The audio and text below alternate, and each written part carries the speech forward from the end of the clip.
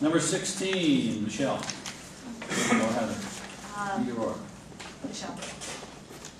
So, item 16 relates to the review of the recently issued FEMA flood insurance maps, and we prepared a letter dated July 11, 2008.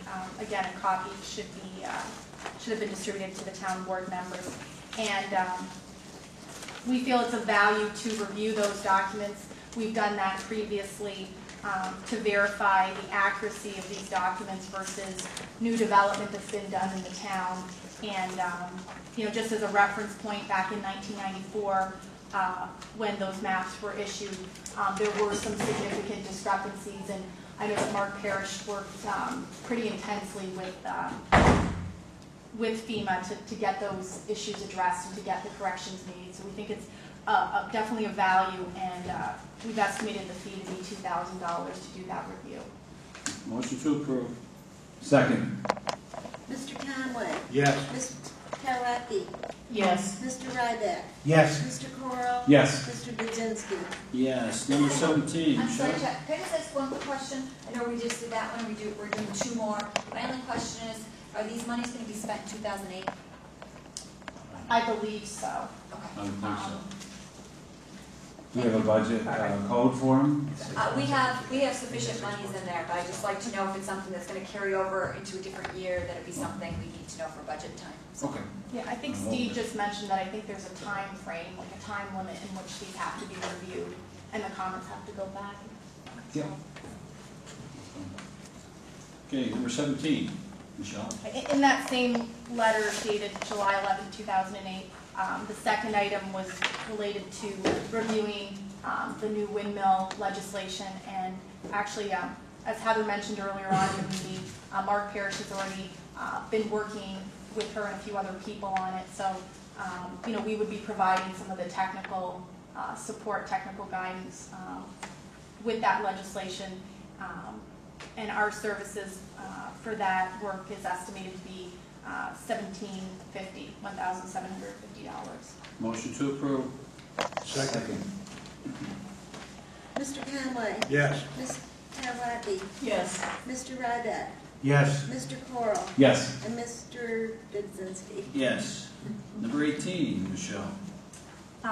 Same letter dated July 11, 2008.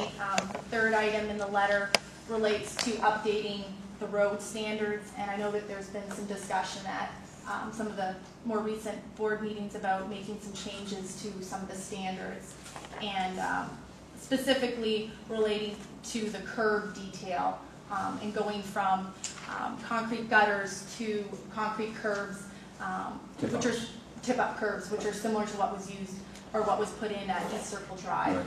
And we would be looking at updating or revising the street cross-section, residential street cross-section, the commercial street cross-section, typical under-drain detail, reinforced concrete catch basin detail, and then the preparation of a concrete curb detail. And we would provide hard copies, but then also an electronic version that could be distributed to developers and contractors, and for posting on the town website.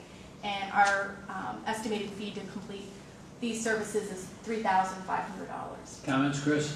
No, I brought that to Gary about 2 years ago to start looking at a different way to do residential streets other than the gutters. And when we saw the way the state did the curbing in front of Walmart, I brought that to Gary, Mark Parrish, and we like the idea, so that's what we're looking into now. Okay.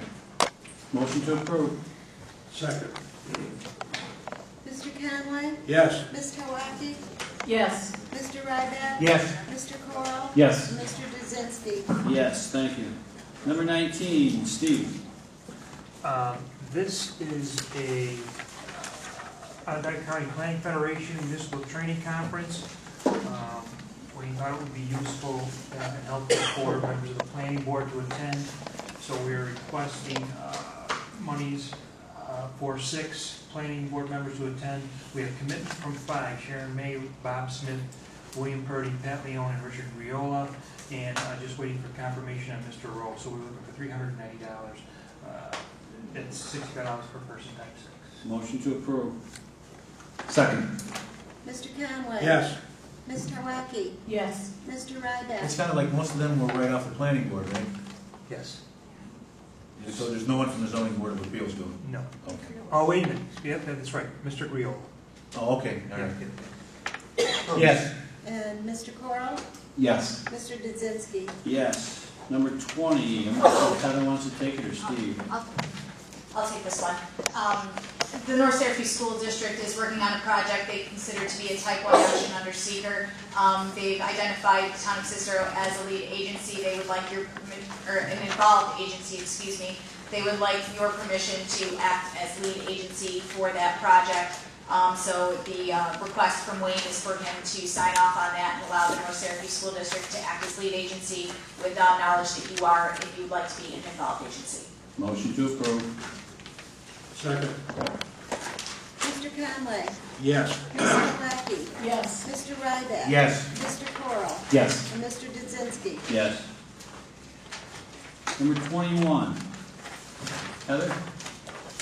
Yes, I've been working with Wayne on this, and I know that Vern has been in contact with Wayne. He sent a memo to you. I spoke with him today. He has some recommendations about sidewalk standards. What he'd like to do is work with O'Brien and Gear to make sure that some of those standards, as appropriate, are included within the what we just discussed as number 18 road standards updates, and that the remaining standards become a local law to be adopted in the town. A couple of main points.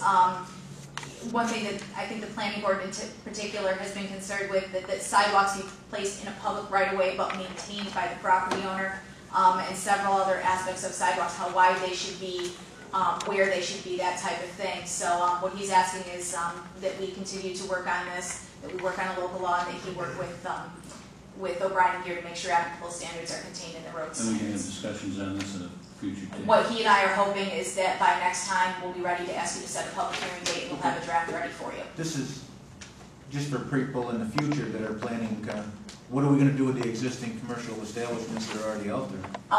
What Wayne is suggesting that, I guess fortunately or unfortunately, it's going to result in a piecemeal approach, that as sites are updated or taken over or redone, we'll ask them to put in sidewalks. At this point, we're not going to be asking somebody who is an existing business that doesn't have a sidewalk, I don't think, to be including one.